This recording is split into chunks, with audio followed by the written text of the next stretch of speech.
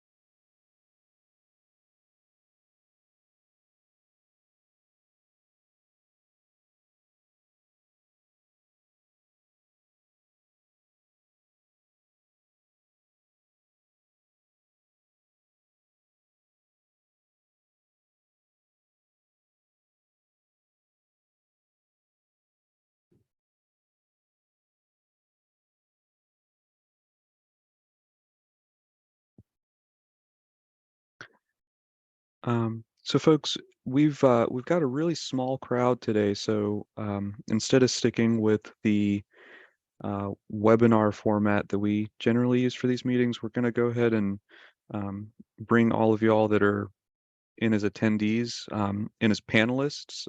So you'll be able to see each other, and hopefully we can have a little bit more of a free-flowing discussion. So I'm going to start kind of working through the list and promoting everybody to a panelist. So you may get just a little notification on your Zoom screen that you're being switched over to a panelist. So just go ahead and accept that when you get the notification, and we'll see you guys in just a second.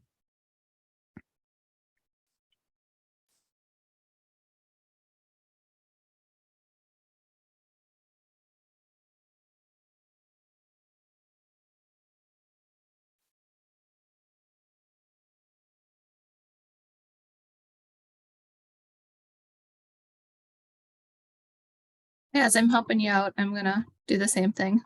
Okay.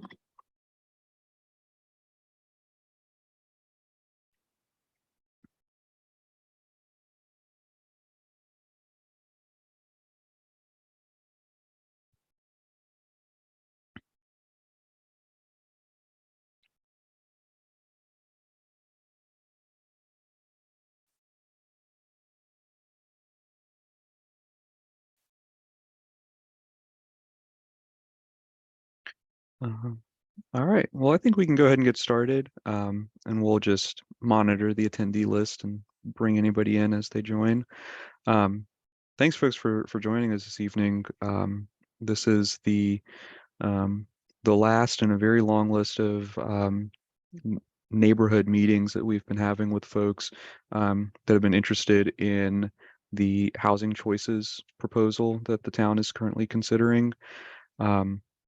We really want to use this opportunity to hear from y'all.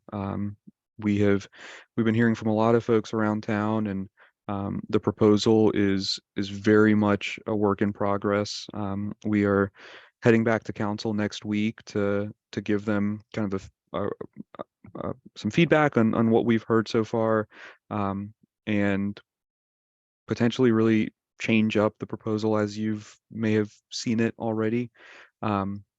So with that, really thankful that y'all are here. I'm gonna hand things over to Anya to just give a quick introductory presentation, just a couple of slides, and then hoping we can spend the rest of our hour together just kind of walking through your questions and concerns. So thanks, Taz, and thank you all for being here. We recognize that at this point, what we're probably going to share with you is a little bit of old information, and that, like Taz said, we're planning on going back to council next week. Sorry, this is just being a pain. Give me 1 second. Let me see if I can get this straightened out.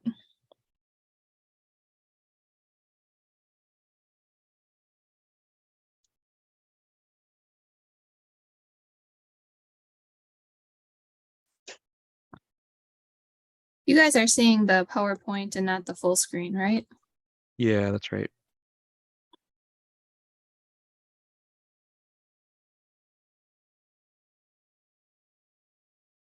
Sorry, it usually isn't quite this obnoxious.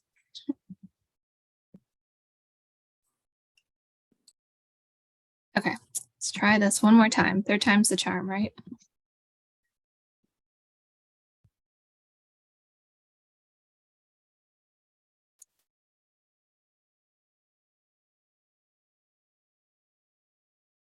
Okay, how's that? Full screen?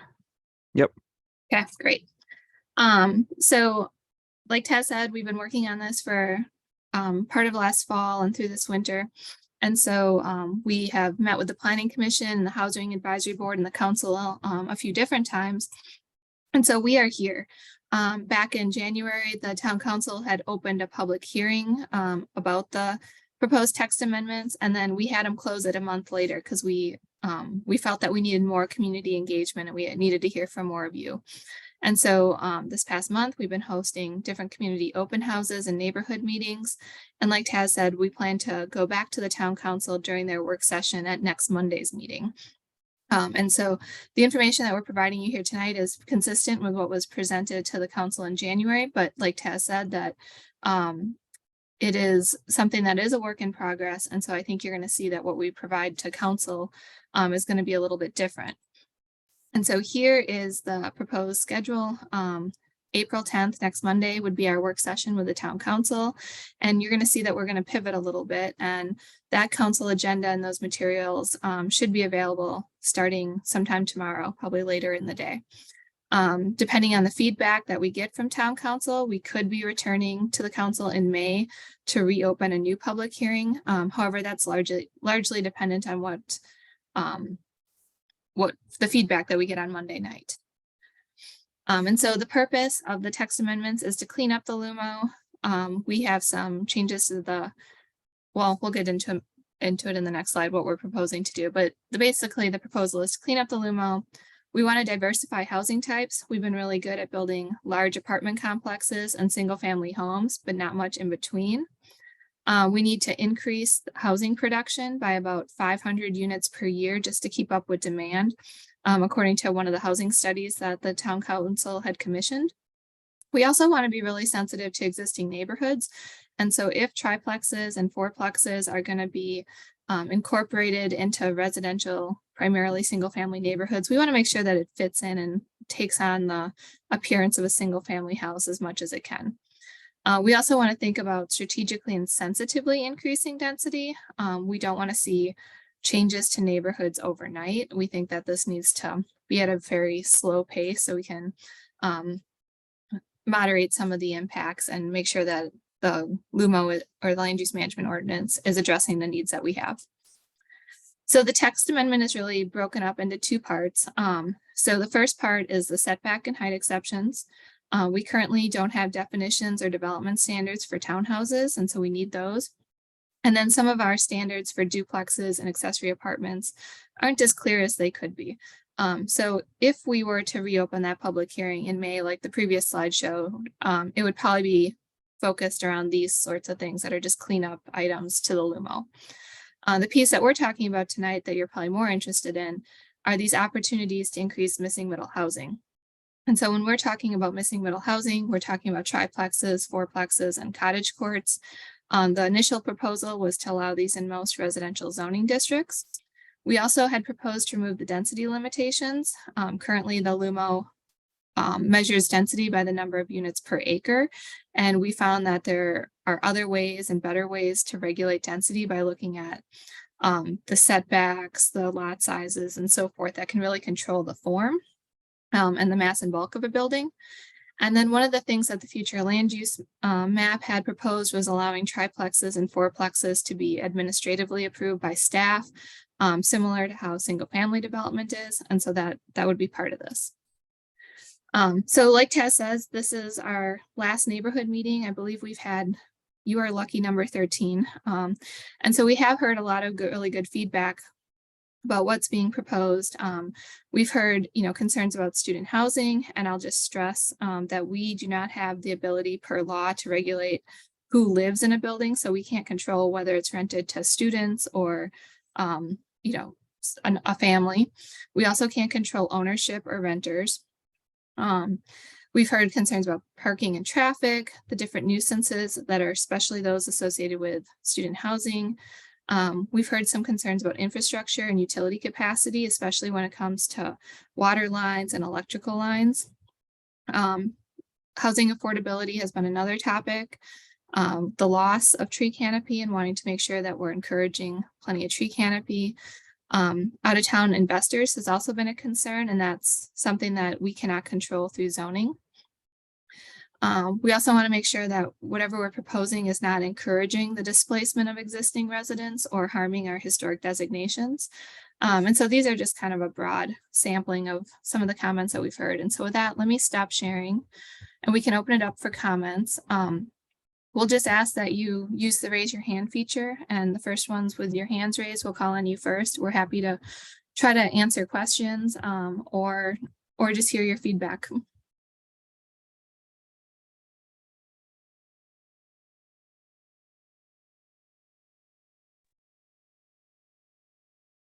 Yeah. All right, Eleanor, I see you first. Well, thank you. I have a question about just duplexes, because I thought duplexes were also in the list, but I didn't see that. We listed triplexes and whatever else, cottage courts and something, fourplexes and something like that. So would you mind clarifying? So duplexes and accessory apartments are a form of missing middle housing. However, those are already well defined in the LUMO, and so we haven't focused our efforts as much on those. Does that help at all? Yeah, okay, that does. And just if I could tag onto that then, because there was a question in the Q&As online, was whether any sample lots, whether you had looked at like a sample lot in a neighborhood to see what could happen. And so I was wondering if you'd done that in this particular neighborhood, because we have North Forest Hills is kind of two neighborhoods. There's a northern part and a southern part, and Columns is kind of the dividing line of that. The northern half has larger lot sizes than the southern half, and smaller houses. Both halves have smaller, generally one-story kind of ranch type houses that are, I don't know, 50, 40 years old. So it's a neighborhood, I think, that would be ripe for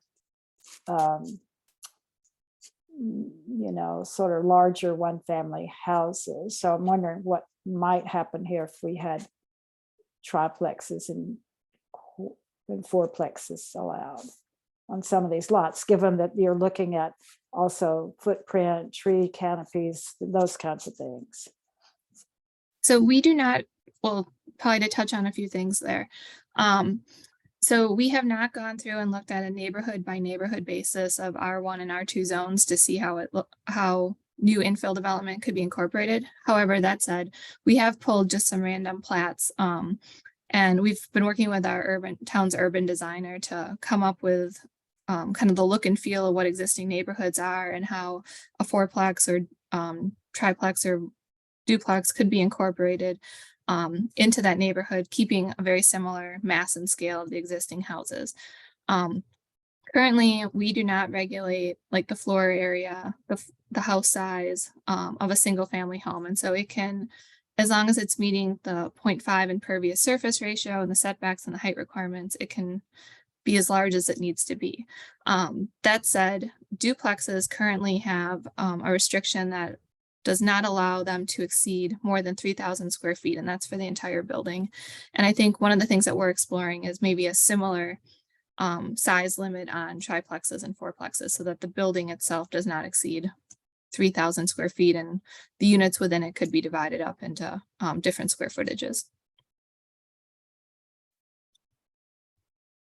Okay, thank you very much. I'll give up. I just to PS, one of my concerns is single family homes that tower over the existing. I'm essentially in favor of this proposal. So I'll just shut up at this point. Thank you.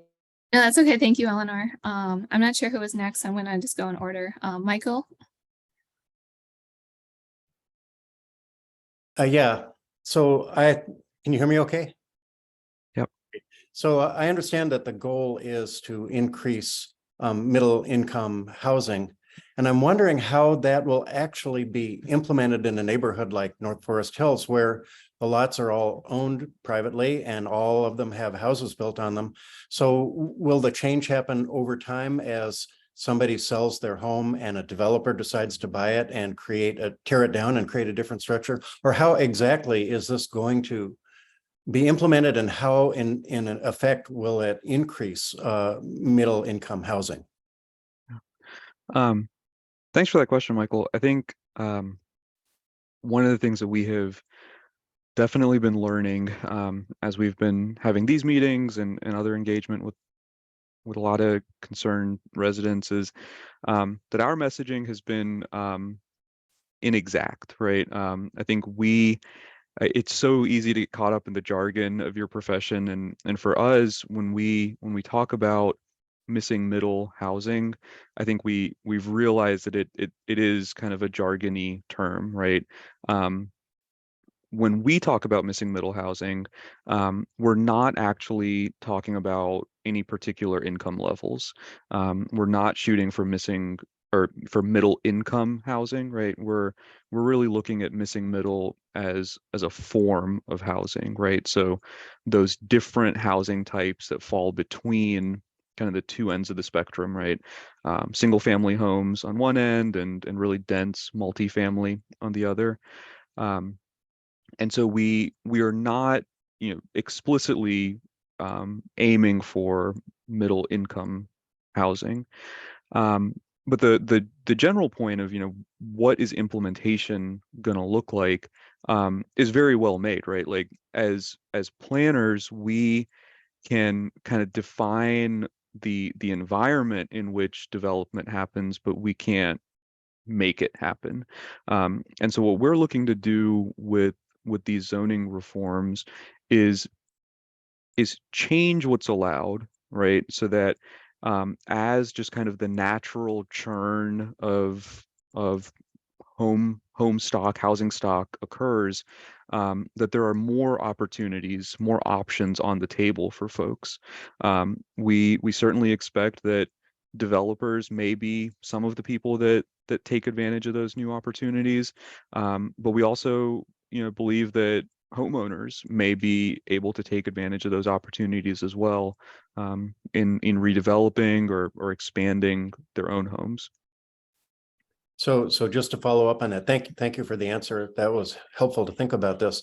So basically, there is not going to be a campaign to promote changes in the makeup of neighborhoods. It's just your intention is to change the regulation so that it can change naturally if it does, and if it doesn't, it won't. Is that correct? That's absolutely correct. Yes, sir. Okay, thank you very much. If I may kind of hop on to Taz's point around what's possible for current residents and also for future residents. One of the intentions of this proposal is to create more housing options within the existing fabric of our neighborhoods. And what I think is important to highlight within that is that this would allow more accessory dwelling units on in existing single family neighborhoods.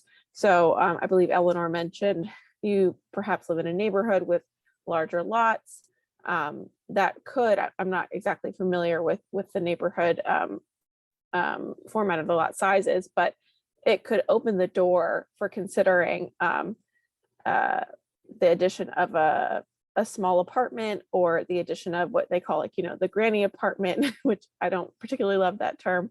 But to increase more options for different kinds of households to live in existing Chapel Hill neighborhoods. All right, Philip, you are next. Yeah, I had a question. So the idea would be if we have demand for people to want to move in here, move into the town, and the supply of housing isn't growing fast enough So the prices are rising from what we have. And what we do build tends to be on the very expensive end. So the trajectory is it becomes a more expensive place to buy a home. Is that correct? And that are the patterns so has there been what so I guess one indicator, can you tell, are more people commuting into Chapel Hill to work here, and then so do we get, is that one of the outcomes? Fewer people are living here and working here, and more. Yeah, we commuting patterns is definitely one of the things that we look at in terms of how healthy is a community, right? Like I think we think of healthy communities as ones in which people can live and work in the same community if they so choose.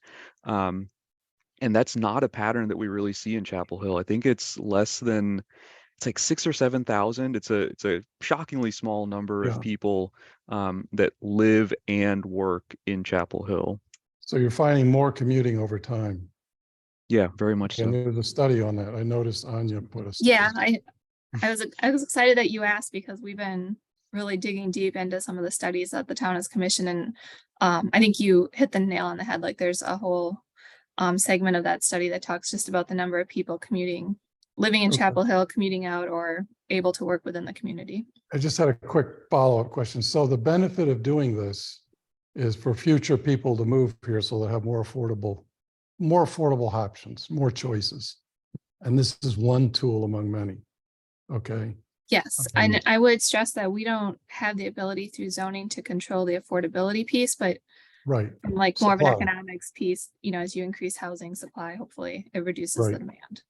Do we get any benefit from this? I understand from the Biden brick infrastructure, you get higher ranking for Mhm. like transit investment. Can you just mention that a little bit? There's a spine they're trying to build from Olmsted Road, or not Olmsted, Eubanks to Southern Village. Do we get in better scores if we apply for transit, or what's, and then there'll be the last thing.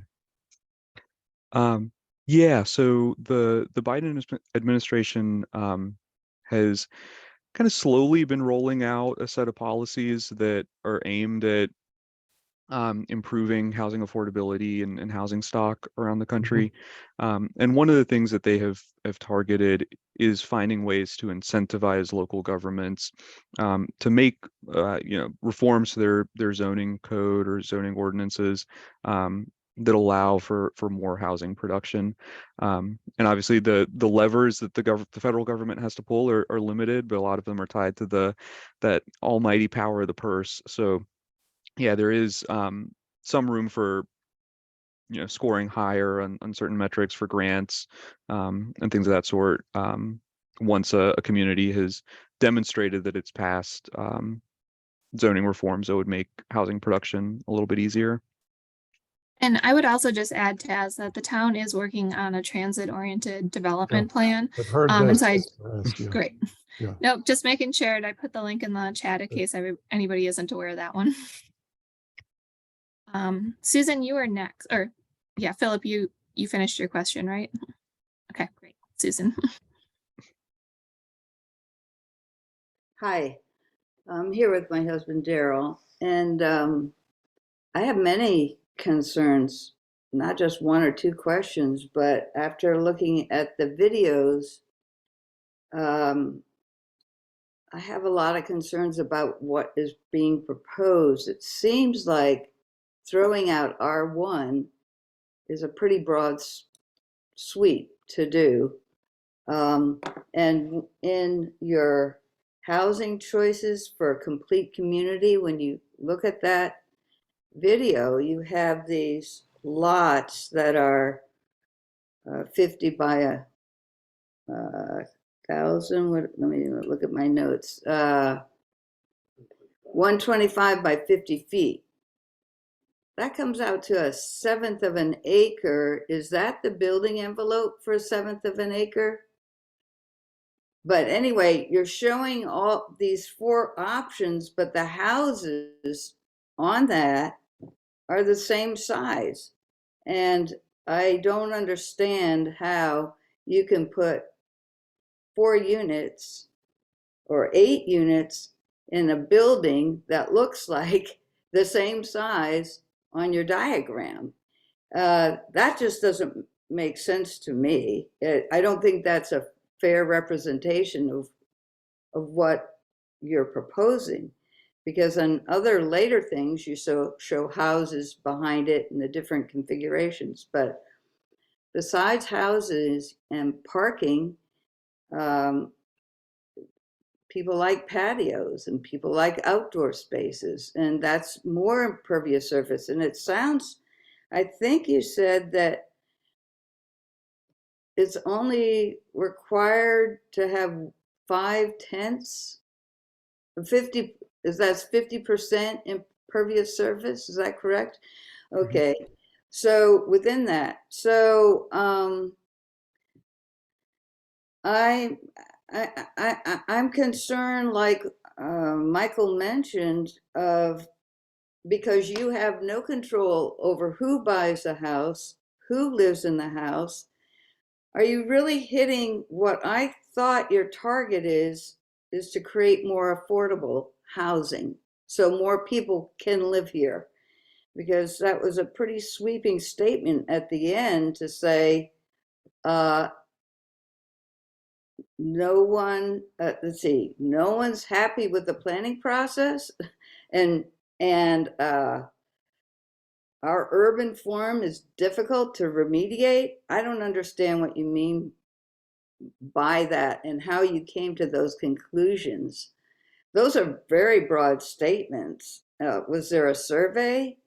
I know I'm throwing a lot of questions at you because I've studied this a little bit, and I know there's so much more to really get into. But if you're trying to, I wonder what is the driving force behind this, because it just looks like a way for developers to come in and change the character of our neighborhoods.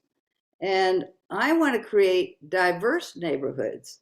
So if you had, for example, you took the R2 levels, or the areas that are already near busy streets, already near transportation, why don't you develop those areas and not just blanket erase R1 and allow duplexes, triplexes, all those extras into a regular neighborhood like ours? And we're on half-acre lots here. So I have a lot of concerns about what's being proposed. It seems like a really broad sweep instead of much more thoughtful, or just there's so many details to unwrap in this, and it feels like a fairly rush process to extremely just, okay, we won't have any more R1 and R2. I'm concerned about affordable housing, and there's been so much building going on. Can the town put rent control on some of those apartments that are going up? Why doesn't the town do something like that to create places for people to live? Because it's all about location. That's what drives my property value. It's like location, location, location, right? So anyway, I probably said I don't have any. I do have more questions, but I'm aware that there's lots of other people who want to, not a lot. In fact, that was the other question, is like, only 13 other neighborhood conversations have been had with HOAs, but what about the public who don't have an HOA?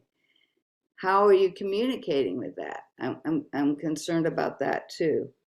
So I don't know what you want to take a jab at, given all the things I've said, but I really want to know what is behind this. If you're trying to create affordable housing, I think there's probably other ways to do that. Is that your main goal? Affordable housing?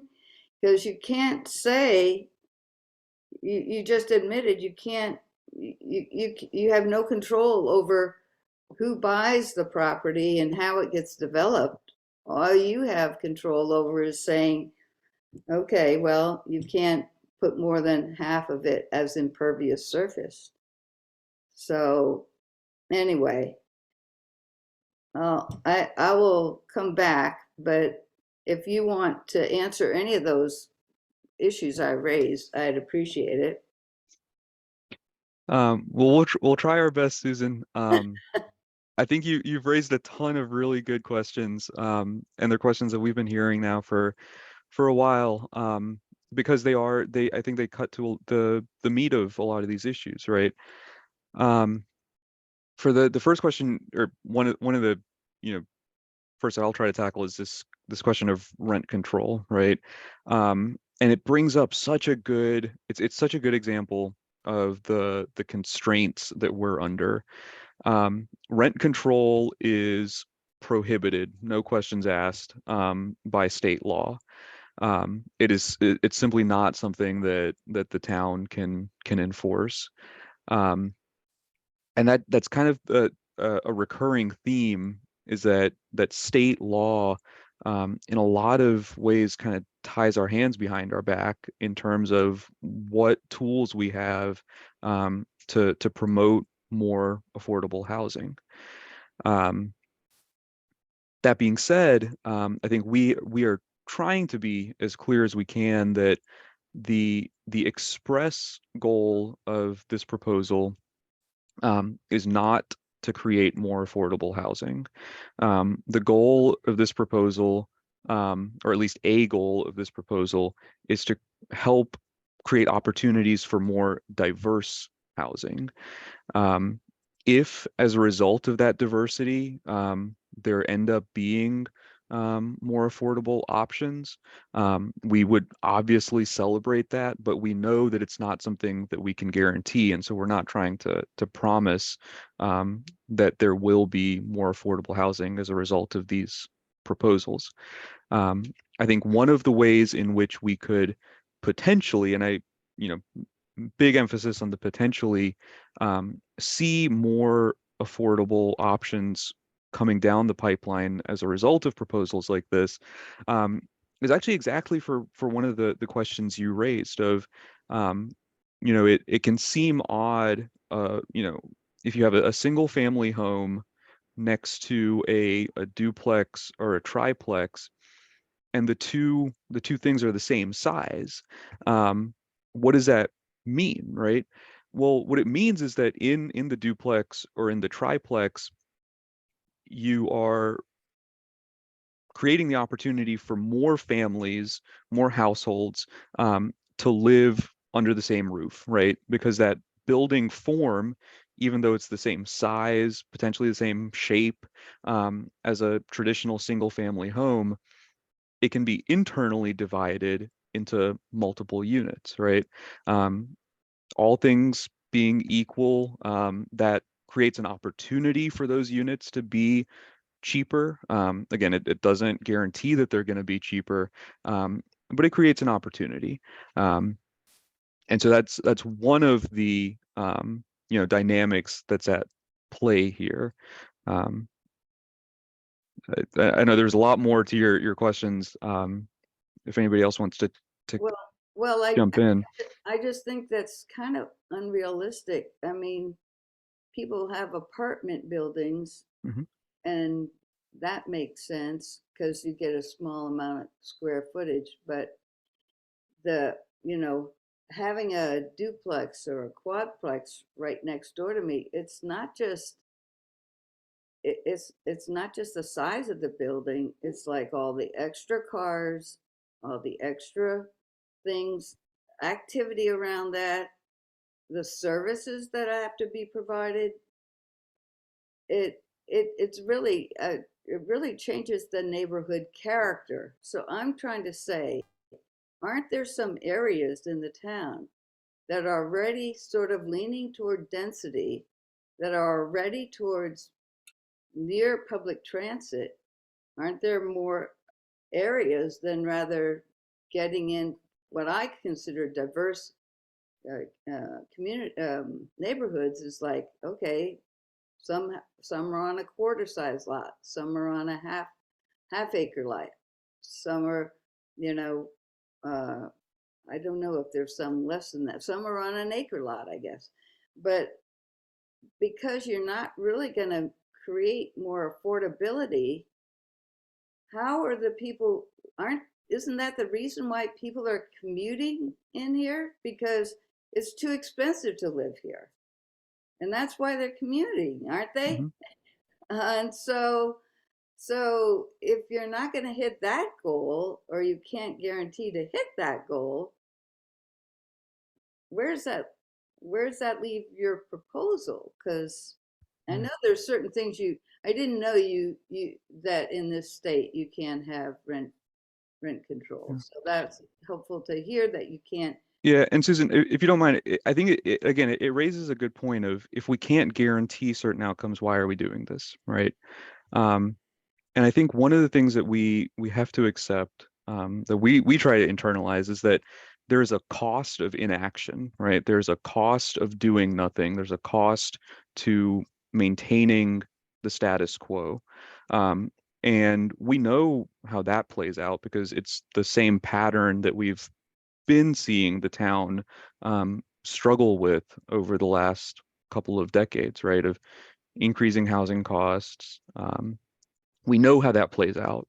And so what we're proposing is to try something different, right? To try to move away from the status quo, and, you know, give the town the opportunity to evolve. Because currently, the way we're kind of locked in with our zoning doesn't give, significant portions of town the opportunity to evolve as things continue to change in the region.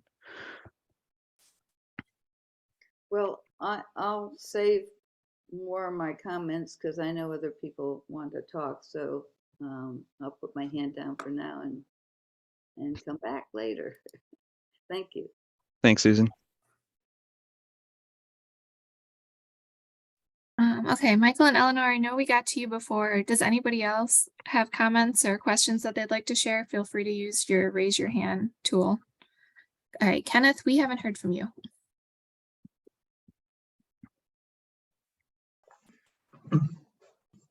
Just to follow up on Michael's question early on about a developer buying an existing home, raising it, and then putting in a duplex or a triplex.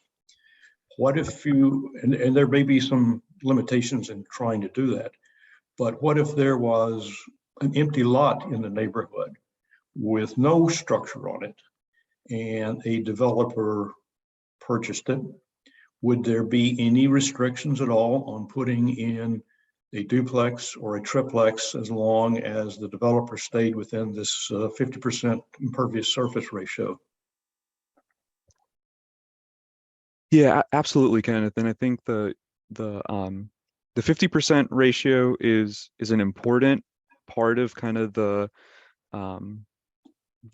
bucket of regulations that a new development would be subject to, but it's only one of the regulations, right? There would also be requirements, depending on the type of housing that we're talking about. There would be requirements on how much tree canopy is left on the lot, how much parking is provided on the lot.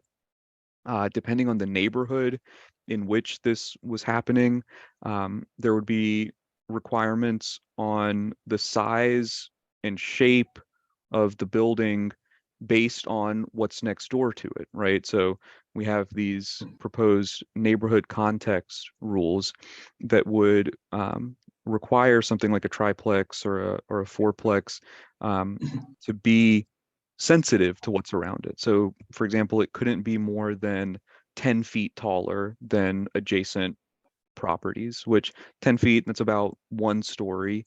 And I think you'll find in most well-established neighborhoods, a 1-story difference between adjacent homes doesn't feel jarring or out of character.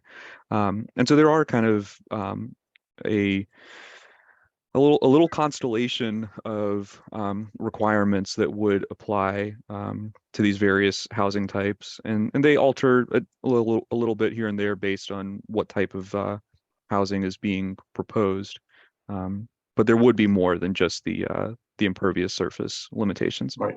But whether it was an existing home that was raised Mhm. or a vacant lot that was built on, they would have to meet these requirements, but yet there's nothing to stop, as long as they met them, a duplex or triplex to be placed there.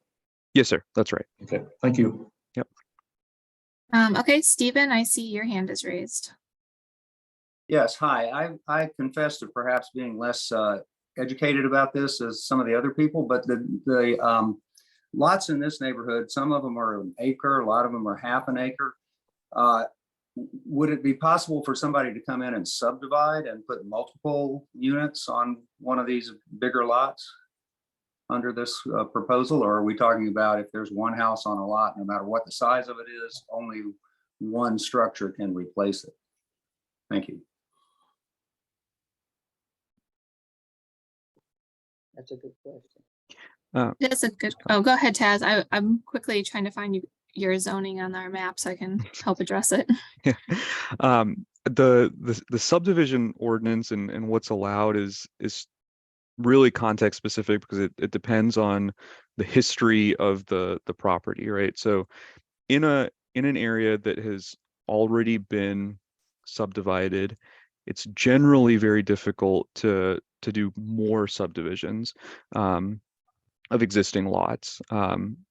If you go that route, the town has a lot of additional requirements that in many cases would impose such high costs that further subdivision isn't really a viable option.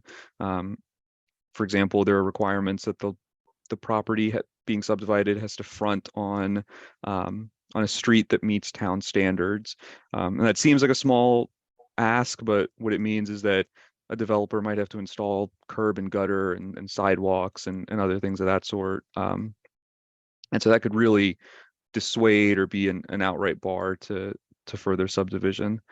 And so it really does depend on the specific context and history of a neighborhood. But generally speaking, properties in a neighborhood that have been subdivided, I believe the cutoff is 1957. After that, further subdivision becomes difficult. It becomes difficult. So I'm just quickly running some numbers here without knowing your specific lot sizes. So in R1, the minimum lot size is 17,000 square feet, which is about 0.4 acres. So if you were building a triplex or fourplex, you would still have to, same as a single family, if you were to subdivide, you couldn't provide less than the 0.4 acres. And then for R2, you're at 10,000, which comes out to about a quarter of an acre. So you would still have to meet those minimum lot sizes.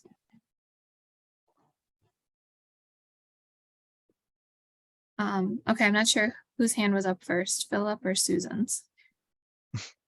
We'll just go back and Susan's pointing, so I'm assuming she's pointing at Philip.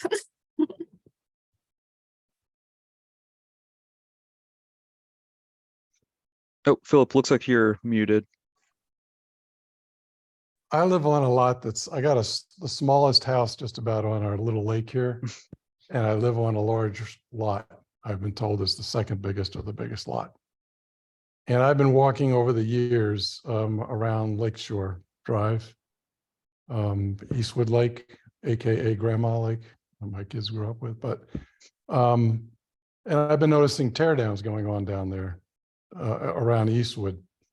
And I even had a realtor come and say, well, this is an ideal property to sell I got 1,400 square feet or something, tear down.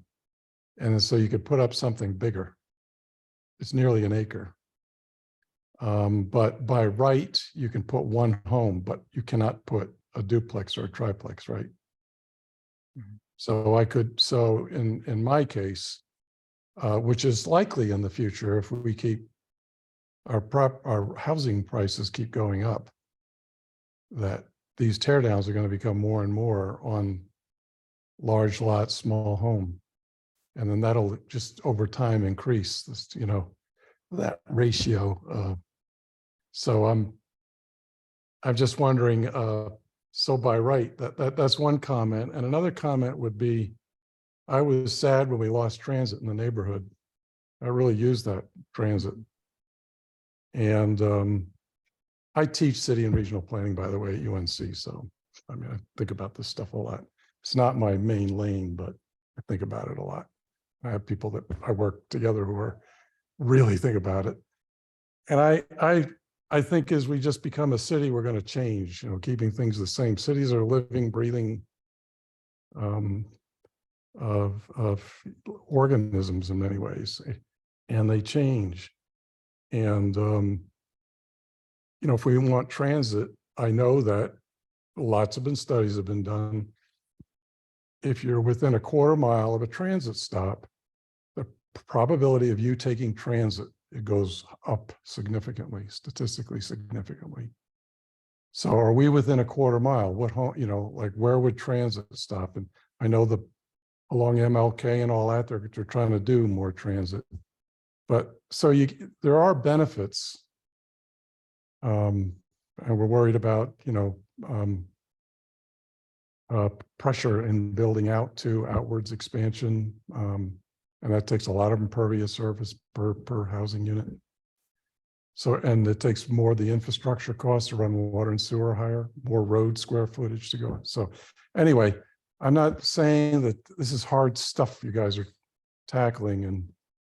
And I appreciate my neighbors here asking hard questions to get it right, because I think it, you know, it's just, this is one tiny solution to this broader problem. And I'm wondering, what else are you doing to push up, to take care of our housing problem?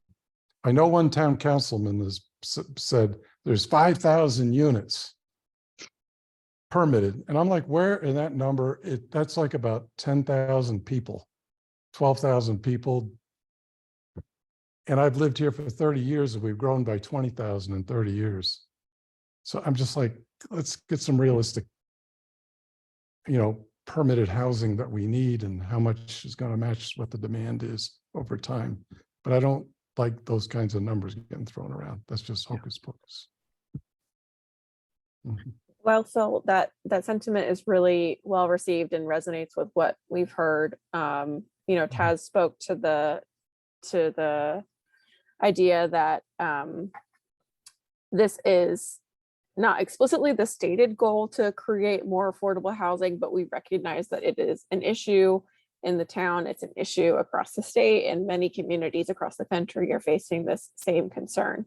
So when we were developing this proposal, we did look to other communities to see, you know, what are they doing, what's working, what could they have done differently, so that we can learn some best practices.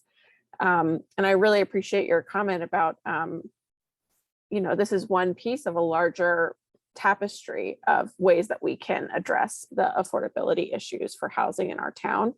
I guess what I can speak to is in the planning department, we can really focus on zoning regulations, what land uses are allowed, and how those rules are implemented. That's what we can do as planning. We coordinate very closely with transportation, with the affordable housing department, with the diversity, equity, and inclusion team. That is all a part of this coordinated effort to make sure that while the Housing Choices proposal is the stated goal of that is to create more housing options, it doesn't fall flat. We really understand the nuance of this issue. So I'd really encourage you all, as we're concerned about the affordability of housing in the town, to like stay up to date with the affordable housing plan as it's moving forward. And, budget season's happening, like, you are in the position to keep pushing that concern and bringing up those comments. But it's very well received, and thank you for saying that. Okay, just gonna do a quick time check. We have about 10 minutes left. Susan, do you want to go next? Yeah. So,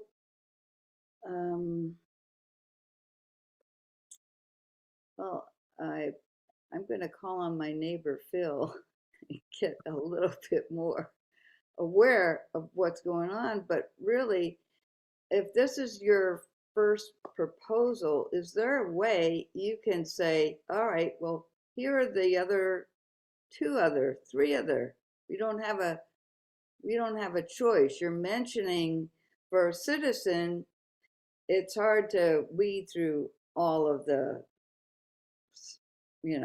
data and stuff that you have. We're trusting you to say, okay, well, here's 3 different ways we can approach this. That would be really helpful, because when I hear, oh, we're going to eliminate all R1 and R2, that just feels like taking a sledgehammer to the whole thing instead of, sensitively dealing with it. And I know that you say that there's going to be limits to height and tree canopy, and there are some steps you have to go through to get a lot subdivided, but I know that those steps can be taken.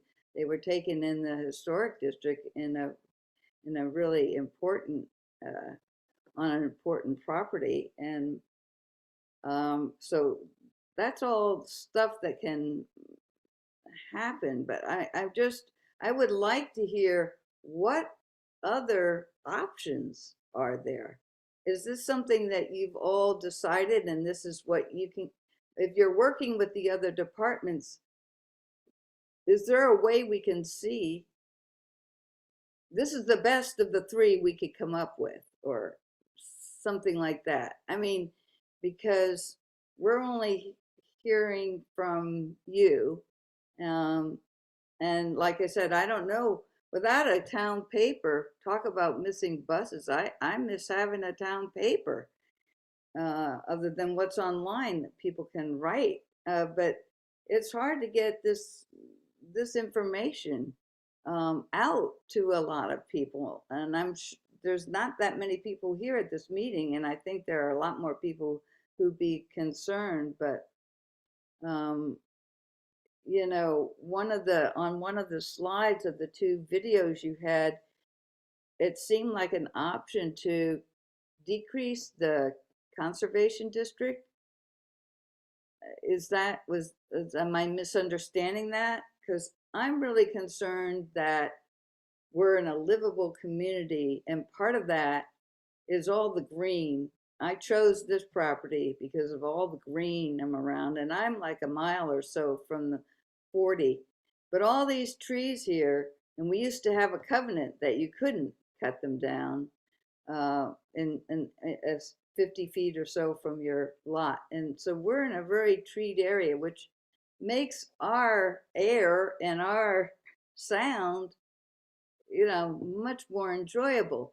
So what I'm seeing is that, oh, well, we're going to have a lot more density here.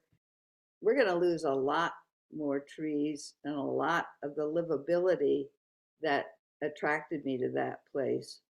And I'll just ask,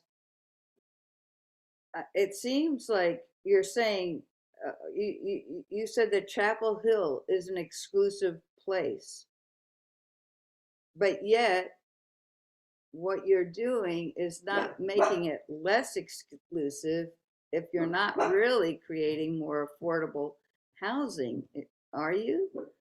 I'm just not seeing those 2 things come together in a way that makes sense. And yeah, there's going to be a whole lot more infrastructure that has to be. When does that thought go in, to this whole process? Or are you just saying, is this like is there a way to try something out? And then can you try it out with, say, R2 or R3s? Why do you have to just throw out all the R1s? I don't know. Okay. There's only 5 minutes left, so sorry. But I think that sort of shows how important all these details are. There's a lot to talk about here. And just the way you're moving forward so quickly is concerning. But thank you for listening, at least. Yeah, thank you, Susan. As you noted, we have about a few minutes left, and so we want to be respectful of your time. I think we can address some of the questions you brought up, and we'll also direct you to some of the frequently asked questions in our webpage, which I hope will address some of the questions that you brought up or comments you brought up that we're not able to get to this evening. So one of the questions that you brought up, which is understandable and rightfully a concern, is, have you talked to many people about this? Who's heard about this initiative? We mentioned that this is the 13th neighborhood meeting. We met with people who have HOAs, who do not have HOAs, who have NCDs, a whole range. It was at their request. So neighborhood groups who organize themselves to meet with us, ranging from a group of 15 to groups of 80 people. So a really great range of people who are existing residents in Chapel Hill. We also hosted several open house events, which is more of a informal kind of question and answer concept as a way to be there to answer questions for people and share information. So the reason that we took multiple modes of engagement was to make sure that we were reaching people at different places, and also reaching people who just learn differently and wanted to ask questions in different ways.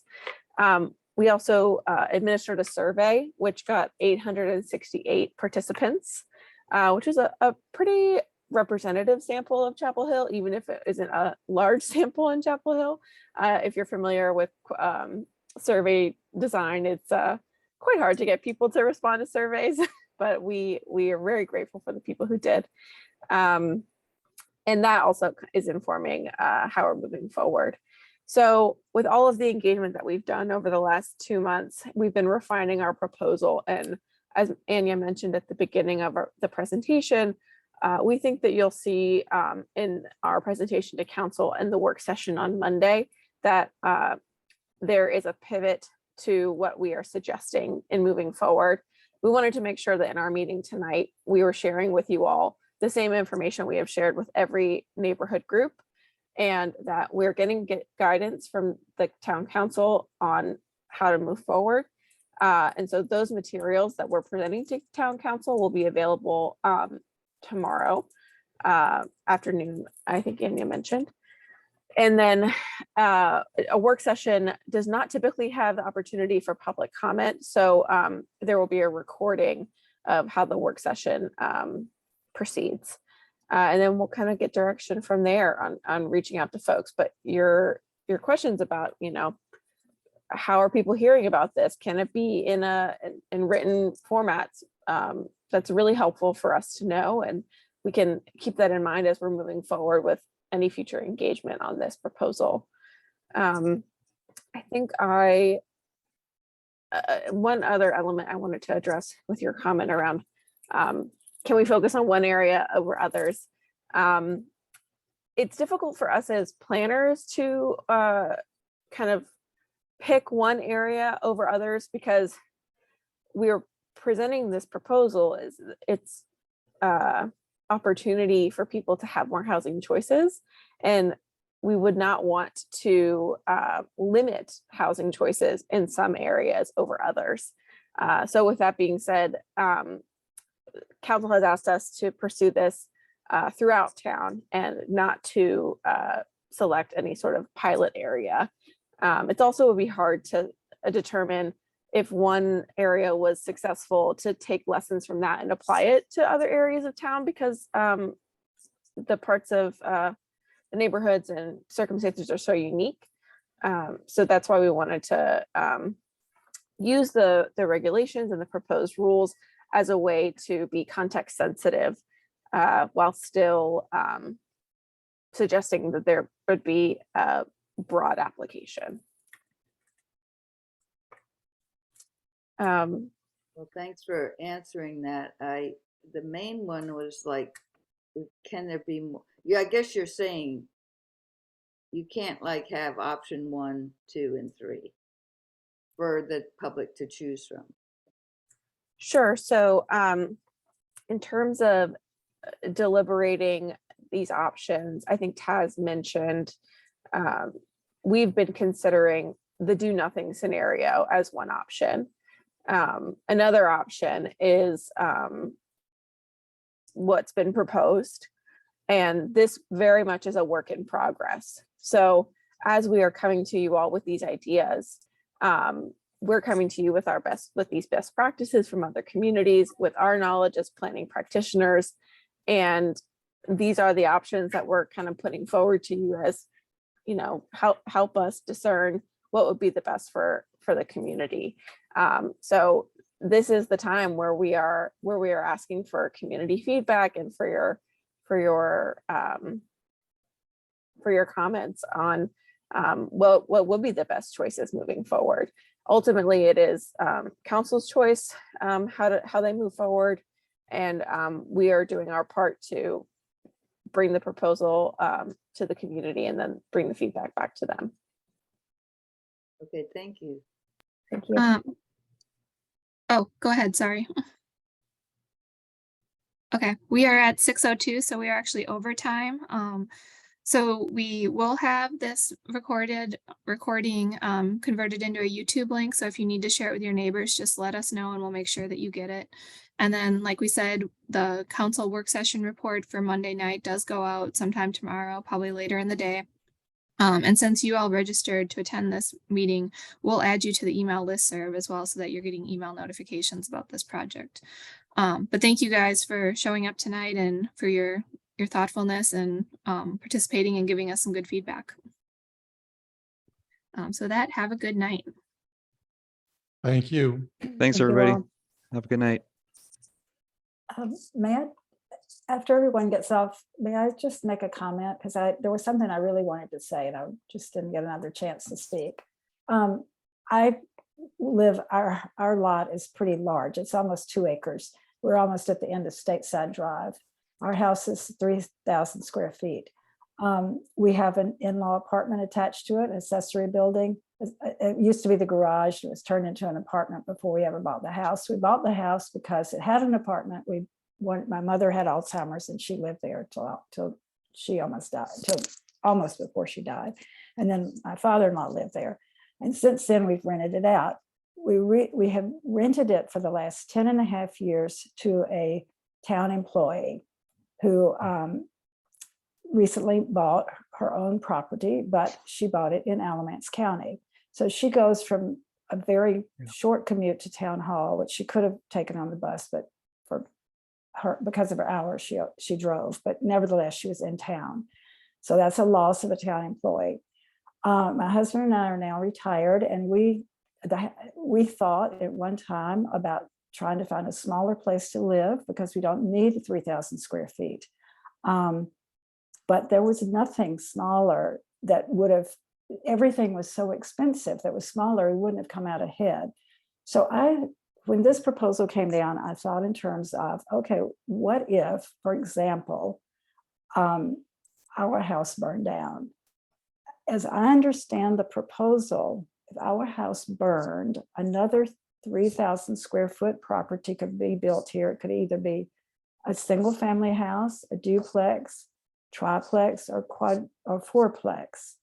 And I'm assuming if it was a fourplex and it was a condo or co-op, I don't know, where someone owned their own unit, that would be 1,000 square feet, that square 1,000 square foot unit would be considerably cheaper than a 3,000 square foot unit. And you would have 4 or 8 or maybe 12 people living in this 2-acre lot rather than 2 retired people. To me, it just makes a lot of sense. And I'm sorry I'm so agitated, but I think there's been so much misunderstanding and about this whole proposal. And so I will shut up because I know you folks who work for the town are really tired. Our renter came home so late, so many nights, and y'all work really hard. And thank you for all you've done.